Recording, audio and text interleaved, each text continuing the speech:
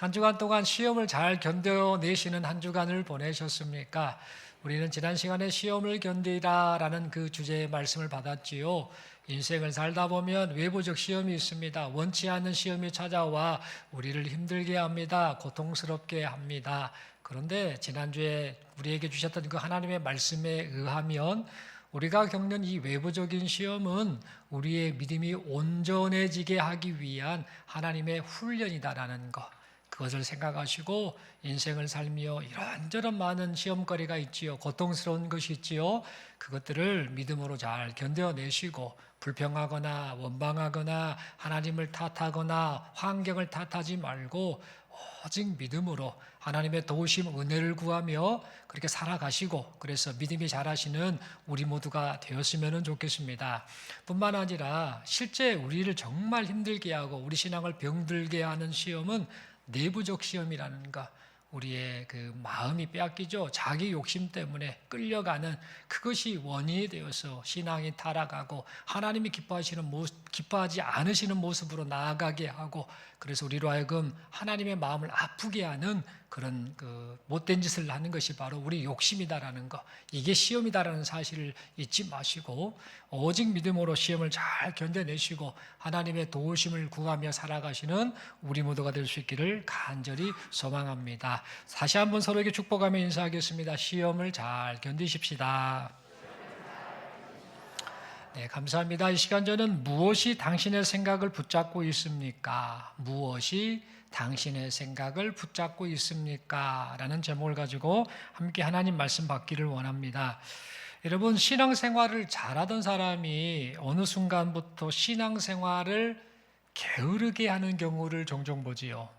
신앙생활 잘했고 과거에 저 사람 참 열심을 냈는데 저 사람이 어쩌다가 저렇게 게을러졌을까. 신앙생활이 예배도 나왔다 안 나왔다 하고 또 열심히 섬기고 참 주의 뜻을 위해 살았던 저 사람이 왜 이렇게 저렇게 느슨한 신앙생활을 할까, 게을러졌을까라고 하며 우리가 보는 그런 성도들이 간간히 있음을 보게 됩니다.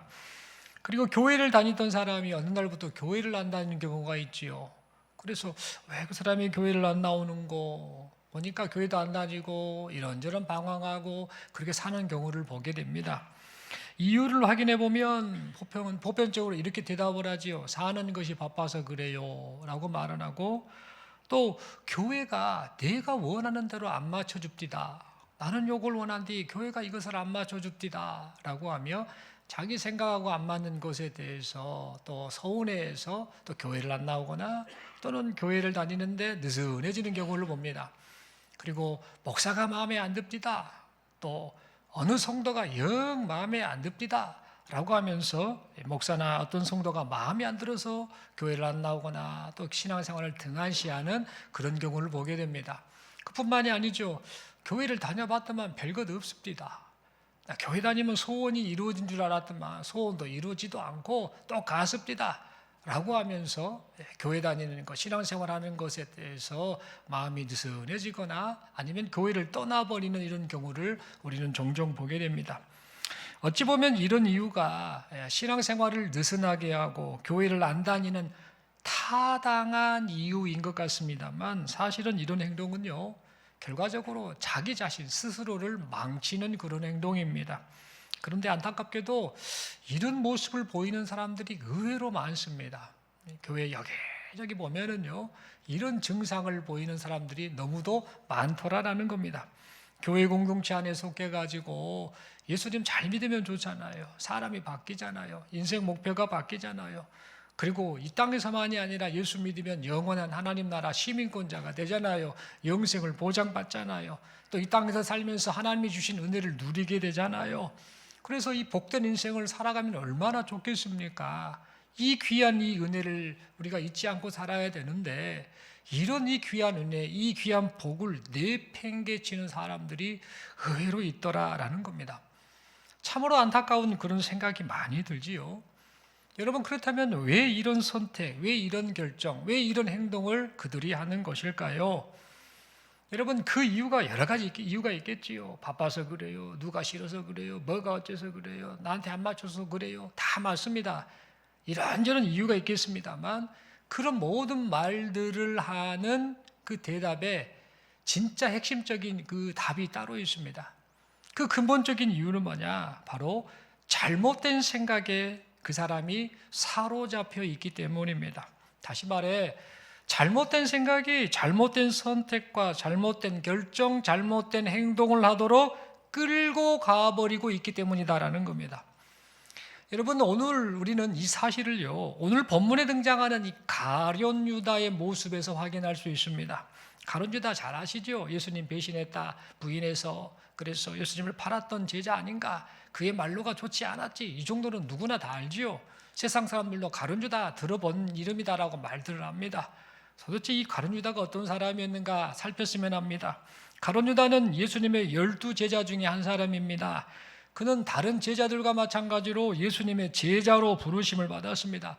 많고 많은 사람들 중에서 제자로 부름받았다는 건 엄청난 은혜지요.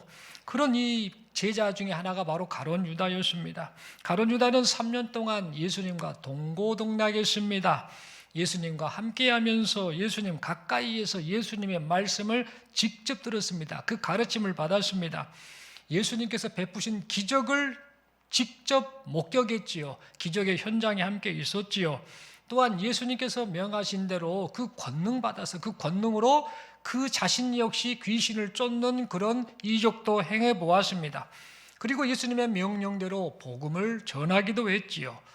이처럼 가룟 유다는 예수님의 제자가 되어서 예수님을 열심히 따랐습니다. 그러니까 이 가룟 유다는요, 다른 사람들이 보기에 그리고 동료 제자들이 보기에 또한 자기 스스로가 생각하기에도 틀림없는 예수님의 제자였습니다. 그런데 그런 이 가룟 유다가 그만 예수님을 배반하고 말았습니다. 은 30세겔에 예수님을 대제사장들에게 팔아 넘겼던 것이지요.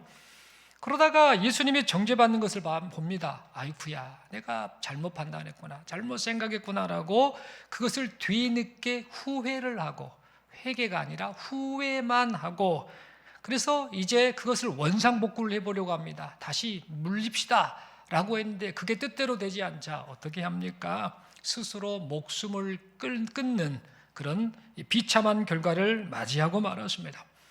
그러니까 이 가룟 유다의 모습은요, 마태복음 26장 24절에 보면 예수님이 하셨던 말씀인데 어떤 말씀을 하시는가? 차라리 태어나지 않는 게 좋을 뻔했다. 예수님이 그 말씀을 하셨는데 그 말씀과 같은 그런 안타깝고 비참한 인생이었습니다. 그렇다면 여러분, 이 가룟 유다는 도대체 왜 예수님을 배신하는 잘못된 선택, 잘못된 행동을 하게 되었던 것일까요? 예수님을 열심히 따랐지 않습니까? 3년 동안 함께 했지 않습니까? 그런데 왜 이 가룟 유다가 예수님을 배신하는 자가 되고 말았느냐라는 겁니다. 예수님의 가르침을 받았지 않습니까? 기적도 경험했지 않습니까? 복음 전도도 했고 귀신 쫓는 능력도 해봤고 하여튼 열심을 내서 했던 그 가룟 유다가 도대체 왜 3년 동안이나 따라다녔던 그 예수님을 왜 배신하고 말았냐라는 겁니다. 여러분, 그 이유는 크게 두 가지로 말할 수 있습니다. 여러 가지 이 중에서 크게 두 가지, 성경에서 찾아볼 수 있는 두 가지 이유가 있습니다. 첫째로 그 이유는 뭐냐면요, 이 가룟 유다의 머릿속에 돈 욕심이 가득했기 때문입니다. 그의 머릿속에요, 이 돈, 이 재물에 대한 욕심이 꽉 차 있었기 때문입니다. 요한복음 12장 4, 5, 6절을 보면은요, 이런 일이 있습니다. 나사로의 누이 마리아가 예수님께 너무 감사합니다. 예수님을 너무너무 사랑합니다. 예수가 나의 구원자이시구나라는 사실을 생각하고 고백하면서 그 자신이 모았던 향유, 나드 한 근 되는 이것을요, 깨트려가지고 그걸 가지고 예수님의 발을 닦고 막 하면서 예수님을 향한 신앙 고백을 하였습니다. 당시에 이 향유 한 근은요, 가치가 한 300데나리온 정도 되는데요, 이것을 우리식 오늘날로 말씀을 드리자면 대략 가격이 한 3천만 원 정도 됩니다. 노동자 1년 연봉에 달하는 그런 금액입니다. 엄청난 것을 희생해서 지금 예수님에 대한 신앙 고백을 마리아가 했던 것이지요. 이때 제자들도 봤는데 이 가룟 유다가 그것을 함께 딱 보면서 말을 합니다. 아이고, 요 비싼 향유를 왜 이렇게 소비해 버린다요? 라고 말하면서 이거 팔아가지고 가난한 사람들에게 나눠주면 얼마 줬소? 라고 하며 그렇게 말을 했습니다. 어찌 보면 그럴싸한 말이지요. 이 가룟 유다가 했던 말은 정말 맞는 말일 것 같기도 했습니다만 사실 이 말만 이렇게 했지 그의 본심은 따로 있었습니다. 어떤 본심이 있었는가? 저 향유를 팔아서 받은 돈을 가지고 내가 챙겨야 되겠다라는 그런 돈 욕심이 가득했습니다. 여러분, 이 가룟 유다의 머릿속에 돈 욕심이 가득했던 것은요, 이때만이 아닙니다. 또 언제 있었는가? 예수님을 팔아 넘길 때도 확인이 되지요. 마태복음 26장 15절을 보면은요, 가룟 유다가 은밀하게 대제사장들에게 찾아갑니다. 그리고 말하지요. 뭐라고 말하는가? 내가 너희에게 예수를 넘겨줄 건데 예수를 넘기면 얼마 줄래? 이 말을 합니다. 얼마 줄래?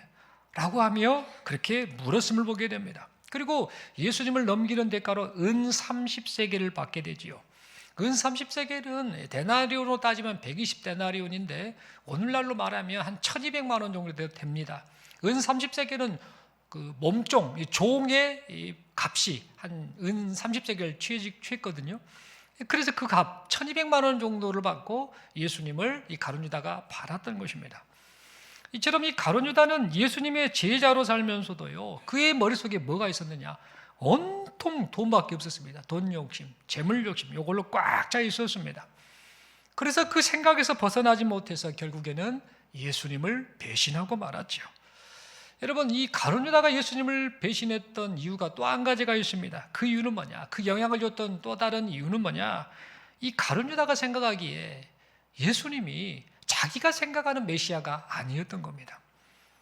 지금 이 가룟 유다는 예수님을 열심히 따르고 있었지 않습니까? 따르고 있었는데 가만 지켜보니까 처음에는 메시아다라고 따랐는데 지켜보니까 자기가 생각하는 정치적 메시아, 그런 메시아가 아니고 전혀 다른 모습을 보이다 보니 저 사람은 내가 믿는, 내가 기대하는 메시아가 아니구나라고 판단을 하고 그렇게 예수님을 배신하고 말았던 겁니다. 여러분, 당시에 유대인들은요, 구약시대의 위대한 왕 누구이죠? 다윗이 있죠? 다윗과 같은 그런 메시아가 빨리 와가지고 강대국의 압제로부터 우리 민족을 좀 구원해 줬으면 좋겠다라는 그런 소원을 가지고 있었습니다.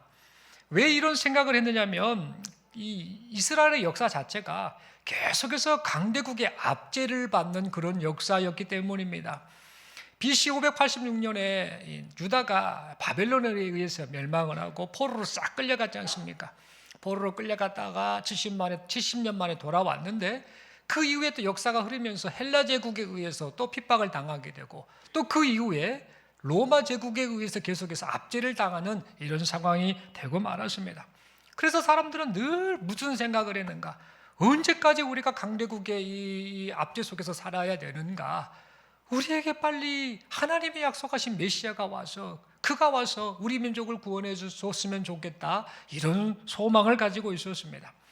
에레미야서 23장 5절 6절의 말씀을 보면 이렇게 기록하고 있습니다. 여호와의 말씀이니라. 보라, 때가 이르리니 내가 다윗에게 한 의로운 가지를 일으킬 것이라. 그가 왕이 되어 지혜롭게 다스리며 세상에서 정의와 공의를 행할 것이며 그의 날에 유다는 구원을 받겠고 이스라엘은 평안히 살 것이며 그의 이름은 여호와 우리의 공이라 일컬음을 받으리라 라고 그렇게 기록되어 있습니다. 결국 이 말씀은 무슨 말씀이냐면 메시아가 올 건데 그 메시아가 유다 너희를 구원할 거야, 이스라엘 백성들이 평안하게 살도록 만들 거야, 은혜를 줄 거야 라는 그것을 말해주는 그런 말씀입니다. 그래서 이 유다 백성들은 이 말씀, 또 이거 외에 메시아에 대한 예언에 관한 말씀을 생각하면서 그 메시아가 빨리 왔으면 좋겠다, 빨리 와서 강대국의 압제 속에서 살아가는 우리를 좀 구원해 줬으면 좋겠다라고 그렇게 바랐습니다. 이러한 생각은 모든 유대인들의 생각이었습니다. 그리고 예수님을 따랐던 제자들의 생각이었고 그 제자들 중에 한 명이었던 가룟 유다의 생각이기도 했습니다. 하지만 예수님께서는 유다 사람들이 생각하는 그런 메시아가 아니었습니다. 사람들은 예수님이 좀 다윗 왕과 같이 힘을 가졌으면 좋겠고 권력을 드러냈으면 좋겠고 능력이 나타났으면 좋겠고 통솔력을 가지고 강대국과 맞서 싸웠으면 좋겠다, 그런 기대를 했습니다만 예수님은 정반대의 모습을 보여줍니다. 그래서 사람들은 예수님이 자신들이 생각하는 메시아가 아니구나 라고 생각하고는 실망을 한 채 예수님을 떠나버리고 말았습니다.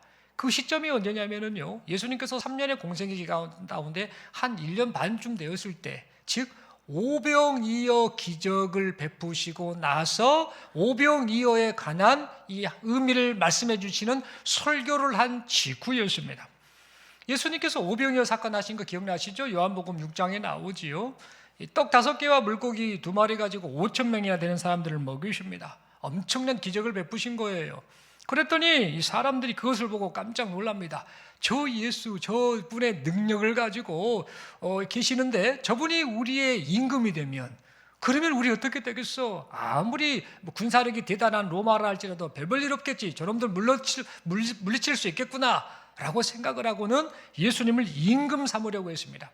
이 예수가 우리의 임금이 되면 우리는 이제 앞으로 평탄하게 행복하게 살 수 있다. 그리고 우리는 자유롭게 살 수 있다. 강대국의 압제를 받지 않을 수 있다라고 그렇게 생각하며 예수님을 임금으로 삼으려고 했죠. 그런데 예수님이 이 사람들의 마음을 다 아십니다. 생각을 아셨습니다. 그래서 그 자리를 피해서 산으로 떠나버리십니다.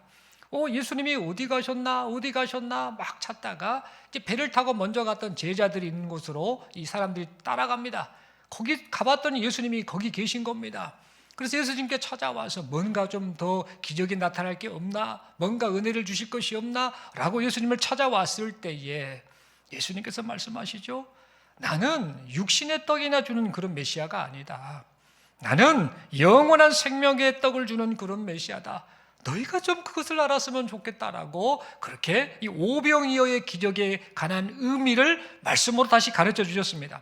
그러나 이 사람들의 머릿속에는 무슨 생각이 꽉 차 있었는가? 자기들의 생각이 꽉 차 있었습니다. 자기들이 생각하는 메시아, 이 땅에서 행복하고 이 땅에서 누리고 이 땅에서 소원 성취하고 이 땅에서 행복하는 그러한 것들을 기대하면서 그런 메시아가 와야 되는데, 그것을 도와주는 메시아가 와야 되는데 라고 생각하면서 그 메시아를 기다리다 보니 예수님이 아무리 나는 육신의 떡, 육신을 배불리게 하는 그런 메시아가 아니고 영원한 생명을 주는 메시아다라고 말씀하셨음에도 불구하고 그 말을 받아들이지 못했습니다. 그래서 결국 예수님이 자신들이 생각하는 메시아가 아니네 라고 그렇게 여기고는 그렇게 예수님을 떠나버리고 말았지요. 그 사실이 요한복음 6장 66절에 기록되어 있습니다. 그때부터 그의 제자 중에서 많은 사람이 떠나가고 다시 그와 함께 다니지 아니하더라. 제자 중에 주님을 따랐다고 하는 많은 그 사람들 중에 많이들이 떠나버렸던 겁니다. 완전히 쑥 줄어들어 버린 겁니다. 예수님을 따랐던 사람들이. 왜 그랬습니까? 내 생각하고 다르네 저 양반. 우리가 기대하는 메시아가 아니네 라고 그렇게 생각을 했던 겁니다. 그런데 문제가 있습니다. 그렇게 예수님을 떠났던 그 사람들, 왜 그랬습니까? 예수님을 믿지 않아서 떠났던 사람들인데 그런 똑같은 생각을 가진 사람이 예수님의 12 제자 중에 있었습니다. 그 사람이 누군가? 바로 가룟 유다였지요. 그래서 예수님께서는 요한복음 6장 64절에 기록된 대로 뭐라고 말씀하시는가? 너희 중에 믿지 아니하는 자들이 있다라고 말씀하셨고, 요한복음 6장 70, 71절에 뭐라고 말하는가? 너희 중에 한 명은 마귀다라고 말씀하셨습니다. 그러면 그 사람이 가룟 유다임을 드러내지는 않으셨습니다만 암시적으로 그렇게 표현하는 말씀을 하셨습니다. 그 말씀을 하시면서 이 가룟 유다가 지금 잘못된 생각을 가지고 지금 예수님을 따르고 있지 않습니까? 근데 그것을 좀 빨리 좀 버렸으면 좋겠다. 회개해라, 돌이켜라 라는 그런 의도를 가지고 이렇게 말씀을 하셨습니다. 그뿐만 아니라 예수님께서는요, 가룟 유다를 만났을 때 처음부터 이 사람이 예수님을 배신할 자인 줄 아셨습니다. 그럼에도 불구하고 예수님께서는 이 가룟 유다가 좀 생각을 바꾸길 바라셨죠. 이놈아가 돈 욕심이 많구나.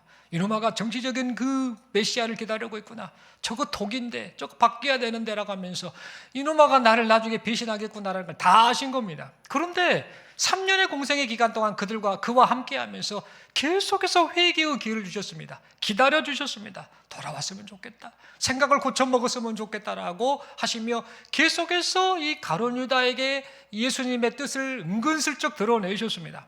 대신에 어떻게 행하셨는가? 다른 제자들이 알아듣지 못하게 하셨습니다. 다른 제자들이 눈치채지 못하도록 가룟 유다 그 자신만은 알아먹을 수 있도록 계속해서 회개하기를 바라며 그렇게 말씀하셨습니다. 그러나 이 가룟 유다는 잘못된 생각을 끝까지 버리지 않았습니다.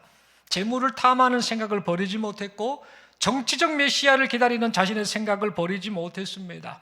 그러다가 결국 예수님이 잡히시던 마지막 날 밤이 되었습니다. 오늘 본문의 배경입니다. 이때 예수님께서 너무 괴로워하십니다. 심령이 괴로워하는 그 마음을 가지고 어렵게 말을 하셨습니다. 입을 떼시며 말씀하시죠. 제자들, 너희들 중에 하나가 나를 팔 것이다. 너무 괴로운 말씀을 하셨습니다.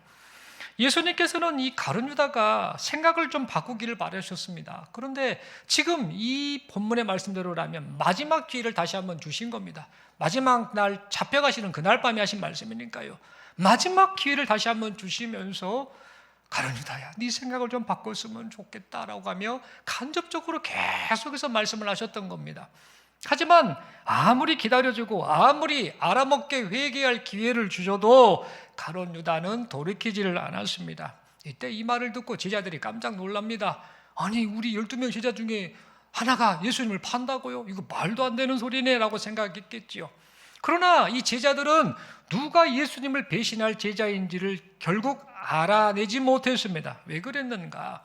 예수님께서 구체적으로 이 가룟 유다, 이놈이 나를 팔 것이다라고 그렇게 폭로를 하지 않으셨기 때문입니다. 전혀 드러내지 않으셨지요. 그리고 대신에 또 무슨 행동을 하셨는가? 배신할 자가 이놈이다라고 그것을 지목하며 말씀하시는 대신에 떡을 적셔서, 이 소스에 딱 적셔서 가룟 유다에게 주면서 오히려 가룟 유다를 신임하는 행동을 하셨기 때문입니다. 당시에 떡을 소스에 적셔서 누군가를 주는 것은요, 잘하고 있어, 수고해, 이런 의미, 최고의 호의를 나타내는 표현이 바로 떡을 적셔서 주는 그런 행동이었습니다. 그러다 보니까 제자들은 지금 예수님께서 가룟 유다에게 지금 떡을 적셔서 주는 이 행동이 어떻게 이해를 했는가? 이 가룟 유다가 배신한다 생각하지 않고, 아이고, 우리 예수님께서 가룟 유다를 참 신임하고 예뻐하시네 라고만 생각을 했습니다. 그뿐만 아니라 이 제자들 사이에 이 가룟 유다는 무슨 역할을 담당했는가? 동괴를 맡았지 않습니까? 일명 회계입니다. 회계 담당자였습니다. 그러니까 회계를 담당한다는 것은 열심도 있고 뭔가 일을 잘하는 사람이었겠죠. 그 제자들 중에 이 가룟 유다가 그런 행동을 하고 또 예수님을 충성스럽게 잘 따랐던 제자였기 때문에 제자들은 가룟 유다가 예수님을 배신할 자라고 전혀 생각지 못했습니다. 그런 상황이었는데 가룟 유다는 예수님께서 자신에게 계속해서 말씀하시는 그 사인을 받았지요. 그러나 자신은 알고는 있었지요. 하지만 생각을 바꾸지는 않았습니다. 그래서 예전에는 이 마귀가 예수님을 팔려는 생각을 잠시 집어넣었지만 이제는 오랜 시간을 거쳐서 이제는 마귀가 주는 생각에 그만 사로잡히고 말았습니다. 오늘 본문에 보니까 사단이 이 가룟 유다에 들어가 버렸다는 표현을 하지 않습니까? 그 생각이 완전히 사로잡혀 버렸다라는 겁니다. 그리하여서 결국 예수님을 팔려는 생각을 행동으로 옮겨버리는 그런 이 멸망의 늪에 빠지고 말았지요. 이러한 이 가룟 유다의 상태를요, 오늘 보면 30절에 보면 이렇게 말하지요. 유다가 그 조각을 받고 곧 나가니 밤이로라 라고 이 밤이란 단어를 사용하고 있습니다. 물론 그날이 밤이었지 않습니까? 밤이니까 밤인데 왜 이런 표현을 했는가? 지금 가룟 유다의 상태가 멸망의 늪으로 더 깊이 빠져버리는 암담함의 그 어떤 표현, 그것을 이 밤이다라는 그런 표현으로 은유적으로 표현을 했던 것입니다. 사랑하는 성도 여러분, 하나님께서는요, 지금 우리에게 오늘 본문에 등장하는 이 가룟 유다의 모습을 보면서 지금 우리의 신앙 상태가 어떠한지를 돌아보기를 원하고 계십니다. 무엇보다도 어떤 생각을 가지고 신앙생활을 하고 있냐? 내가 예수를 믿고 신앙생활하고 있는데 네 머릿속에, 네 생각에 그 무슨 생각을 가지고 지금 신앙생활을 하고 있느냐? 네가 그것을 좀 살폈으면 좋겠다라고 우리에게 말씀하고 계십니다. 여러분, 가룟 유다는 하루아침에 예수님을 판 사람이 아니었습니다. 3년 동안 예수님을 따라다녔잖아요. 그런데 하루아침에 예수님을 판 게 아니었다라는 겁니다. 어느 날 갑자기 배신자가 된 게 아닙니다. 가룟 유다가 예수님을 배신한 이런 비참한 불쌍한 존재가 되고 말았던 이유는요, 3년 동안 예수님을 따른다고 하면서도 그 3년이란 오랜 기간 동안 계속해서 불신앙적인 생각을 품고 가지고 있는 채 예수님을 따랐던 삶의 결과였습니다. 재물욕이 그의 생각을 사로잡았지 않습니까? 정치적 메시아를 기대하는 그의 생각이 그의 머릿속에 꽉 차 있었던 겁니다. 그러다 보니까 겉보기에는 분명 예수님을 믿고 따르는 제자로 살았지요. 그러나 그의 실상, 그의 실제 모습은 예수님을 믿지 않았습니다. 그래서 요한복음 6장 64절에 보면 이런 말씀이 있죠. 너희 중에 믿지 아니하는 자들이 있느니라. 아까 살폈던 말씀이죠. 너희 중에 믿지 아니하는 자들이 있느니라 라는 이 말씀을 가룟 유다 역시 듣고 말았던 겁니다. 분명 그에게 참되고 바른 믿음으로 살 수 있는 길이 열려 있었습니다만 그는 자기 생각에 사로잡혔지요. 불신앙적인 자기 생각. 세상에서 살려면 이런 건 필요해. 이게 맞아라고 하면서 세상 사람들이 보기에 옳을지 모르나 주님 보시기에 옳지 못한 그런 생각에 사로잡혀서 결국 스스로 멸망의 길을 걸어가고 말았던 겁니다. 여러분, 가룟 유다는 예수님의 설교를 직접 들었지 않습니까? 그 기간 동안 얼마나 많이 들었겠습니까? 또 예수님이 병자를 고치고 이런저런 기적을 얼마나 많이 나타내셨습니까? 기적도 보았습니다. 그리고 예수님이 허락하셔서 그 권능도 행하는 그런 체험도 가룟 유다는 했습니다. 그뿐만이 아닙니다. 직분도 있었습니다. 제자라는 직분도 있었습니다. 그리고 예수님의 말씀을 따라 제자의 역할도 잘 수행을 했습니다. 그러니까 누가 봐도 이 가룟 유다, 그는 분명 예수님의 제자였습니다. 하지만 그는 예수님을 믿지 않았습니다. 자기 신념을 따라서 예수님을 따라다녔을 뿐이지 여전히 자기 생각을 버리지 않았습니다. 그러나 그 누구도 이 가룟 유다가 신념을 따라 사는 사람인지 믿음을 따라 사는 사람인지를 구분하지 못했습니다. 오직 주님이 아셨고 그리고 가룟 유다가 알았을 뿐입니다.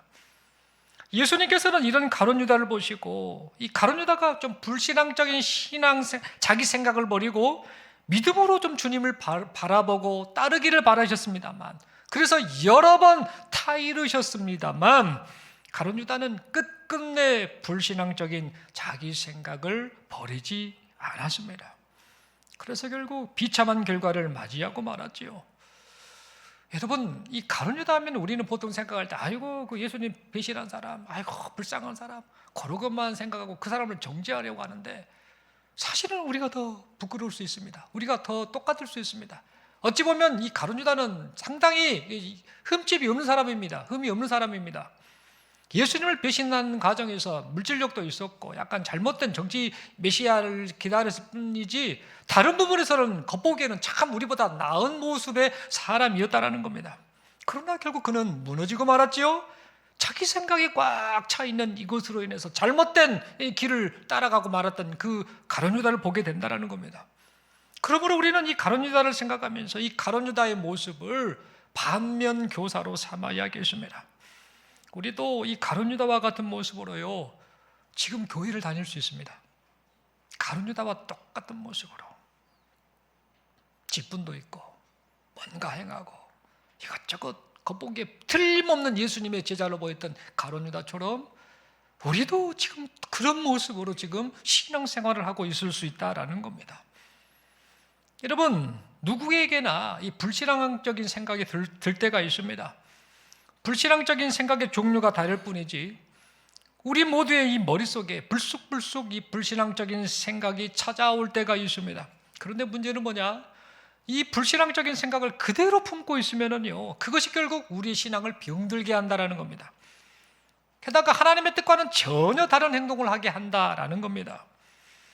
별로 심각하게 여기지 않았던 작은 불신앙적인 생각이 쌓이면은요 그것이 마귀에게 틈을 주게 됩니다. 마귀는 그것을 기가 막히게 딱 잡지요.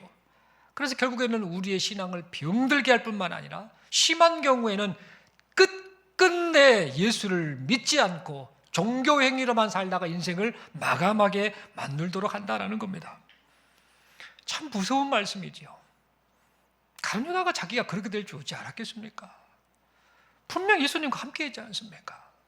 그러나 그 안에는 믿음이 없었어요.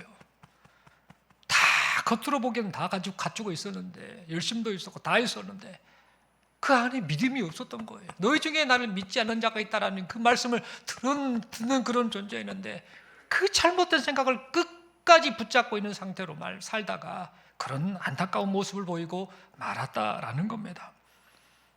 여러분, 이러한 모습은 이 간경화를 앓는 사람들의 모습과 같다라고 볼 수 있습니다. 간경화, 간이 굳어지는 병은 있지 않습니까? 원래 간은 말랑말랑하지요. 이게 딱딱하지 않지 않습니까? 말랑말랑하고, 또 간은 좀 손상을 입었다가 잘 회복이 되는 그런 몸의 신체 중에 일부 아닙니까? 이 간경화는 어떤 일이 있을 때 발생하는가?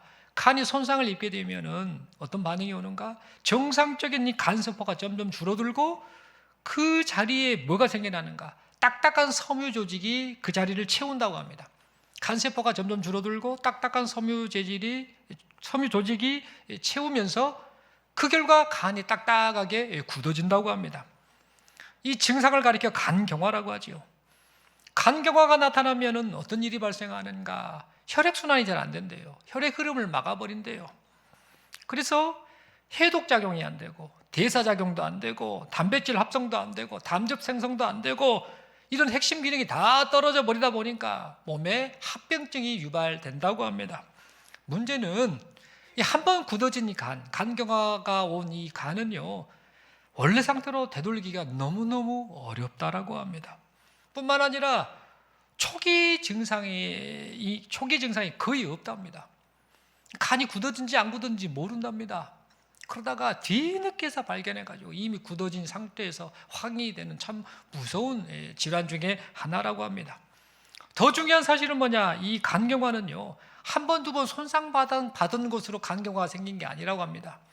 이 간경화는 잘못된 습관, 그리고 지금 간이 좀 망가지고 있는지도 모른 채 그대로 방치한, 즉 이 모든 것이 누적된 결과가 바로 간경화로 나타난다라고 합니다. 말랑말랑하고 건강했던 그 간이 조금씩 드러나지 않고 그것이 쌓여서 굳어져 버리는 이런 증상, 이 간경화가 나타나고 만 것이죠. 이 간경화 이야기를 왜 하느냐면 우리 신앙도 마찬가지구나라는 생각을 합니다. 우리 안에 이 불신앙적인 작은 생각 있지 않습니까? 이게 뭐 얼마나 영향을 주겠나? 나는 멀쩡한데? 라고 생각하는 우리 안에 불신앙적인 작은 생각이 쌓이면, 그래서 자리를 잡으면 어떻게 될까요? 그 생각이 굳어지죠. 그 생각이 굳어져서 결정적인 순간에 우리의 신앙을 무너뜨리고 만다라는 겁니다. 그리고 만약 우리가 신앙생활을 한다고 하면서 불신앙적인 생각을 버리지 않은 채 계속해서 자기 생각, 세상적인 생각, 자기를 사로잡고 있는 그 생각이 꽉 차 있는 채 예수를 믿는다고 하며 교회를 다닌다라고 한다면 어떤 일이 발생할까요? 가룟유다가 예수님께로부터 이런 말 들었지 않습니까? 계속해서 반복된 말씀, 너희 중에 믿지 아니하는 자가 있도다라는 이 말씀을 들었지 않습니까? 얼마나 불쌍합니까? 예수님을 가까이에서 그렇게 열심히 따랐던 그 사람을 향해 예수님이 너희 중에 믿지 않는 자가 있다는 이 말을 들었다는 것은 모든 걸 다 잃어버린 것 아닙니까? 그런 불쌍한 존재가 바로 가룟유다가 되었던 것처럼 우리 역시 신앙생활한다고 하면서 불신앙적인 생각을 그대로 고수한 채 그것이 쌓여서 그것이 자리를 잡게 되면 예수님께로부터 어떤 말을 들을까요? 너희 중에 믿지 않은 자가 있구나라는 그런 똑같은 말을 듣게 되지 않을까 심히 두려운 마음을 가집니다. 여러분, 그러므로 하나님 앞에서 신앙생활하는 우리 모두는요, 지금 우리 머릿속에 무슨 생각이 꽉 차 있는지, 내 머릿속에 무슨 생각이 지금 나를 지배하고 있는지, 무슨 생각이 나를 지금 붙잡고 있는지 우리 자신을 살펴볼 수 있기를 바랍니다. 여러분, 지금 여러분의 머릿속에 꽉 차 있는 그 생각이 도대체 무엇입니까? 가만히 생각해 보십시오. 내 인생을 이끌고 방향을 잡고 그것이 내게 엄청난 지대한 영향을 주는 그 생각, 내 생각에 꽉 차 있는 그것이 무엇인가를 깊이 있게 생각해 보았으면 합니다. 혹시 재물입니까? 출세와 성공입니까? 아니면 지적 욕구입니까? 아니면 쾌락입니까? 아니면 평안함입니까? 아니면 나의 행복입니까? 아니면 어떤 사상입니까? 아니면 정치적인 색깔입니까? 아니면 잘못된 이단 사상입니까? 아니면 사람들에게 인정받으려는 인정욕구입니까? 지금 우리의 생각을 붙잡고 있고 꽉 차 있는 그것이 무엇인지 우리는 깊이 있게 돌아볼 수 있길 바랍니다. 예수를 믿는데 예수를 바르게 바라보지 못하고 바르게 믿지 못하고 그 예수님을 진심으로 사랑하지 못하도록 만드는 그것, 가룟 유다로 하여금 무너지게 만들었던 그 생각을 갖게 했던 그것이 지금 우리에게 있다고 한다면 우리에게 있어서 그 생각은 도대체 무엇인가? 우리 안에 꽉 차 있는 그 잘못된 것이 무엇인가? 깊이 있게 우리 자신을 돌아볼 수 있기를 바랍니다. 여러분, 만약 이러한 것들이 우리 머릿속에 꽉 차 있다면은요, 이것들이 여러분을 예수님께로 가까이 나아가게 만들고 있습니까? 예수님을 잘 믿도록 의지하도록 만들고 있습니까? 아니면 예수님을 부인하고 예수님을 멀리하고 예수님을 배신하도록 만들고 있지는 않습니까? 지금 우리 생각에 꽉 차 있는 그것이 무엇인지 그것을 주의 깊게 좀 살피는 우리 모두가 되었으면 좋겠습니다. 사랑하는 성도 여러분, 예수님께서는 가룟 유다에게 끊임없이 회개할 기회를 주셨습니다. 처음 만났을 때부터 이미 나를 팔 자라는 걸 아셨지 않습니까? 성경에 나옵니다. 그리고 잡혀가시는 그날 밤까지도 다 하시면서 3년 동안 뭐 하셨습니까? 중간중간 계속해서 회개할 기회를 주셨습니다. 다른 제자들 눈치채지 못하도록, 정죄 안 받게 하려고 계속해서 기회를 주셨습니다. 가룟 유다가 불신앙적인 생각을 버리고 예수님의 가르침을 따라 바른 생각을 품고 참된 신앙으로 살기를 바라셨습니다. 하지만 가룟 유다는 끝끝내 잘못된 자기 생각을 버리지 않았습니다. 그래서 예수님께서 내미시는 그 손을 뿌리치고 말았지요. 사랑하는 성도 여러분, 여기 모인 우리 모두는요, 이 가룟 유다의 불쌍한 이 모습, 이 가룟 유다를 닮지 않기를 바랍니다. 오늘 주신 이 하나님의 말씀을 마음에 새기면서 좀 이제는 좀 생각이 좀 새롭게 변화되었으면 좋겠습니다. 내 안에 꽉 차 있는 것, 내가 붙잡고 있는 것, 내 인생을 이끌어가는 그 신앙과 상관없고 주님과 상관없는, 주님을 따르지 못하도록 만드는, 주님을 사랑하지 못하도록 만드는, 주님을 믿지 못하도록 만드는 그것을 좀 내려놓고 변화를 받는 우리 모두가 될 수 있기를 바랍니다. 또한 예수님께서 기뻐하시는 바른 생각은 우리 스스로의 힘으로 되지 않습니다. 성령께서 도와주셔야 됩니다. 오직 말씀과 성령으로 새로워질 때 그 변화가 나타난다는 것, 생각이 바뀌게 된다는 것, 그것을 잊지 말고 말씀을 사모하고 다시 기도의 자리로 돌아오시는 우리 모두가 될 수 있기를 바랍니다. 그래서 우리의 머릿속에요, 오직 예수님으로 가득 찼으면 좋겠습니다. 우리의 머릿속에 다른 생각하지 말고 우리의 머릿속에 예수님으로 가득 찼으면 좋겠습니다. 그리고 예수님을 사랑하는 마음이 우리의 머릿속에 가득 찼으면 좋겠습니다. 그리하여서 우리의 생각이 예수님의 생각과 일치되어서 허락하신 인생 시간 동안에 하나님을 기쁘시게 하는 참되고 바른 신앙생활을 하는 우리 모두가 될 수 있기를 바랍니다. 여러분, 이렇게 살아갈 때 우리 예수님께서 우리를 향해 뭐라고 말씀하실까요? 오늘 보면 21절에 보니까요, 심령이 괴로워서라고 표현하고 있죠. 말하기 싫은 겁니다. 이 말 어떻게 하냐, 나 말 못하겠는데, 아마 그런 느낌이지 않으셨을까요? 이 말을 꼭 해야 되나, 너무 고통스러워 하시면서 심령이 괴로워서 너희 중에 하나가 나를 팔 거다, 이런 말씀하셨지 않습니까? 자기 생각이 꽉 차서 여전히 이 예수님의 길과는 다른 길을 걸었던 가룟 유다를 생각하며 그 괴로운 표현을 내셨지 않습니까? 그런데 우리는 생각이 바뀌고 하나님이 기뻐하시는 인생을 살아가는 이런 삶을 살 때 우리를 보시고 어떤 말씀을 하실까? 심령이 괴로워하시는 그런 말씀을 하시는 것이 아니라 심령이 즐거워하시는 말씀, 잘했다, 그래, 그렇게 사는 것이 너를 향한 내 뜻이다 라고 그렇게 칭찬의 말씀을 하시지 않을까, 그런 생각을 해봅니다. 사랑하는 성도 여러분, 허락하신 인생 시간 동안에 주님을 바라보시고 주님을 의지하시고 주님을 사랑하시고 주님의 뜻대로 그렇게 인생을 살아들이시는 우리 모두가 될 수 있기를 간절히 소망합니다. 우리 서로에게 축복하며 이렇게 다시 한번 질문하겠습니다. 무엇이 당신의 생각을 붙잡고 있습니까? 대답은 하지 마시고 댁에 가셔서 가만히 생각하시고요. 그리고 서로에게 다시 권면하며 인사하겠습니다. 가룟 유다의 길을 걷지 맙시다. 한 번 더 손을 들어서 옆에 분 축복하며 인사하겠습니다. 말씀과 기도로 생각이 새로워지길 바랍니다. 아멘이십니까? 네, 가룟 유다의 그 부끄러운 모습, 그거 우리가 생각하면서 정죄할 것도 없습니다. 우리는 더 할 수도 있어요. 그 생각에 꽉 찼던 그것이 사람을 그렇게 이끌어버렸다는 것을 반면교사 삼아서 우리 머리 안에, 머릿속에 예수로 충만하고 예수님 사랑하는 마음으로 충만해서 하나님이 기뻐하시는 그런 삶을 살아들이시는 우리 모두가 될 수 있기를 간절히 소망합니다. 기도드리겠습니다. 하나님 아버지, 말씀 받았습니다. 지금 우리 머릿속에 꽉 차 있는 생각이 무엇인지를 생각합니다. 세상 것들, 또 주님의 뜻을 거역하는 것들, 주님을 구원자로 인정하지 못하도록 만드는 것들, 혹여라도 그런 것들이 있다고 한다면 이제는 이 생각을 내려놓을 수 있도록 은혜를 베풀어 주옵소서. 말씀으로 돌아가고 또 기도하면서 성령의 도우심을 따라 우리의 생각이 바뀌게 하시고, 그래서 예수님 잘 믿고 예수님 진심으로 사랑하고 또 예수님의 뜻대로 인생을 살아드리는 우리 모두가 되게 하여 주옵소서. 그렇게 할 수 있도록 성령 하나님 도와주시고 은혜 베푸심을 믿고 감사드리오며 우리 주님 예수님 이름으로 기도드리옵나이다. 아멘. 다 함께 찬송가 300